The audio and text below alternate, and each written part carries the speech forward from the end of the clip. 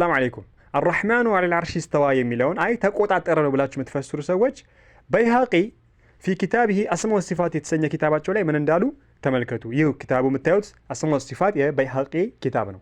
እዚህ ላይ ምን ይላሉ? በይሃቂ ገጽ 385 ላይ ምን ይላሉ? አርረሕማኑ ዐለል ዐርሺ እስተዋ የሚለውን አስመልክቶ ኢብኑል አዕራቢ ታላቁ እንግዲህ የቋንቋ ሊቅ ስለሱ አንድ ቀን የተፈጠረውን ታሪክ ያጫውቱናል። ኢንሻአላህ አጠር አድርጌ እኔም ላስቀምጥላችሁ ነው እንደማይባል አላህ አርሹን ተቆጣጠረ ማለት በአረቦች እንደማይታወቅ ይህንን ያስቀምጣሉ። ማን በይሃቂ ኪታባቸው ላይ ከማን ነቅል አድርገው ይኸው እናያለን። አሁን እንግዲህ ሰነዱ ረጅም ስለሆነ ወደ ዋናው ሐሳብ ልግባላችሁ። ፈአታሁ ረጁሉን ፈቃለ አንድ ቀን ኩና ዒንደ ኢብኑል አዕራቢ ዘንድ ነበርን። ይህ ትልቅ የቋንቋ ሊቅ ነው፣ ማንም የመሰከረለት ማለት ነው። ፈአታሁ ረጁሉን እኚህ ሰውዬ ጋር ማን ኢብኑል አዕራቢ የተባለ ታላቅ የቋንቋ ሊቅ ጋር አንድ ሰው መጣ። ፈቃለ እንደዚህ አለው ይሄ ሰውዬ ያ አባ ዓብደላህ አንተ አባ ዓብደላህ ሆይ አለው። ማ ማዕና ቀውሊሂ ምንድን ነው እስኪ ይህ ማዕናው አርረሕማኑ ዐለል ዐርሺ እስተዋ የሚለው ማዕናው ትርጉሙ ምንድን ነው ብሎ ጠየቃቸው። ለማን? ለኢብኑል አዕራቢ። ተመልከቱ፣ አላህ አርሹን ተቆጣጠረ ብሎ መፈሰር ውድቅ እንደሆነ በይሃቂን ያስቀመጡት ኪታባቸው ላይ። ፈቃለ ከዛም በኋላ ኢብኑል አዕራቢ ሲመልስ ምን አለው? ኢነሁ ሙስተዊን ዐላ ዐርሺሂ ከማ አኽበር።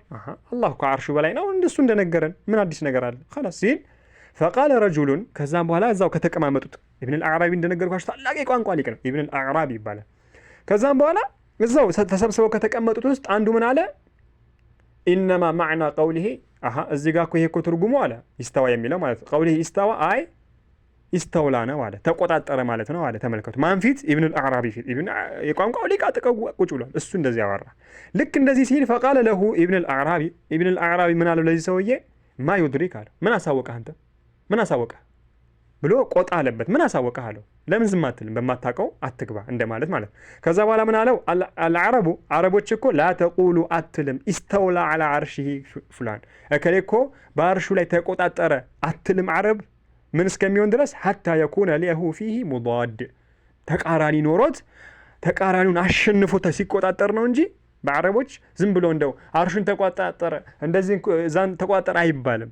ተቆጣጠረ ለማለት ግዴታ ምን ያስፈልጋል? በአረቦች ዘንድ ይሄ አይታወቅም። አንድ እንደው የሚቃረን ነገር ኖሮ እሱን አሸንፎ ሲቆጣጠር ነው አለ። ተመልከቱ፣ ወላሂ በጣም እኮ ነው የሚገርማችሁ ማለት ነው። ሐታ የኩነ ለሁ ፊሂ ሙዳድ ፈአዩሁማ ገለብ ከሁለቱ ማለት ነው አንዳቸውም ካሸነፈ ሁለቱ ከሚቀናቀሩት ማለት ቀድ ኢስተውላ ዐለይሂ ይባላል። እከሌ ላይ ተቆጣጠረ ይባላል።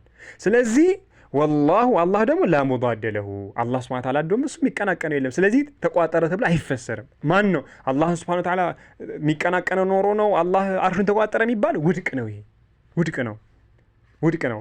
ከዛም በኋላ ምን አለው? አላህ ሱብሓነሁ ወተዓላ እኮ ዐላ ዐርሺሂ ከማ አኽበር አላህ ሱብሓነሁ ወተዓላ ከዐርሹ በላይ እንደነገረን ከዐርሹ በላይ ነው እንጂ ምንል ተቆጣጠረ አይባልም ብሎ ታላቅ የቋንቋ ሊቅ ኢብኑል አዕራቢ ያስቀምጣል። ያዙልኝ። ሌላው ደግሞ ማወቅ ያለብን ምንድን ነው? አንደኛ በቋንቋ እንደማይታወቅ ተቆጣጠረ የሚለው አያችሁ ውድቅ ነው። ሁለተኛ ደግሞ እኛ ከአርሽ በላይ ነው አላህ ስንላችሁ አይ ከፍጥሩ ጋር አመሳሰላችሁ ብላችሁ ነው አይደል ተቆጣጠረ የምትሉት እናንተ። እሺ ተቆጣጠረ ስትሉት እናንተ እያመሳሰላችሁ አይደል? አያችሁ አይደለም ውድቀት። አላህ ሱብሓነሁ ወተዓላ ከአርሹ በላይ ነው ብለን ነው እንጂ ምን ተረጉም ተቆጣጠረ ብለን አንተረጉም። አላህ ከአርሽ በላይ ነው ያለው፣ ከፍጡራን በላይ ነው ከማንም ምንም ሳይፈልግ። ሀዛ ወላሁ አዕለም።